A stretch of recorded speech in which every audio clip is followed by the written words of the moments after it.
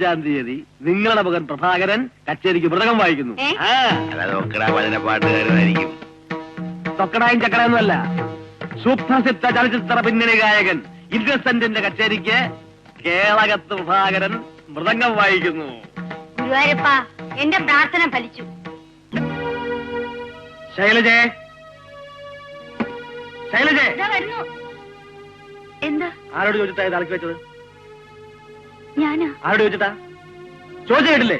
ആരോട് ചോദിച്ചിട്ടാണെന്ന്? അലമാരിക്കുള്ളിൽ അഴുക്കായ ഷർട്ട് കണ്ടപ്പോ ഞാൻ എടുത്തോണ്ട് പോയി നനച്ചു. നശിപ്പിച്ചു, എല്ലാം നശിപ്പിച്ചു. എന്റെ അരങ്ങേറ്റത്തിന് മൃദംഗം വായിച്ചപ്പോ അന്നിട്ടിരുന്ന ഷർട്ടാണിത്. അന്നത്തെ ആ വിയർപ്പിന്റെ മണം പോലും കളയാതെ സൂക്ഷിച്ചു വെക്കണം ജീവിതകാലം മുഴുവൻ എന്നുള്ളതായിരുന്നു എന്റെ ആഗ്രഹം. ഗാന്ധിജിയുടെ വടി, നെഹ്റുവിന്റെ പേന, എംജിആറിന്റെ കന്നഡ, പാലക്കാട്ട് മണിയുടെ മൃദംഗം, അതുപോലെ സൂക്ഷിച്ചു വെച്ചതാണ് ഷർട്ടും.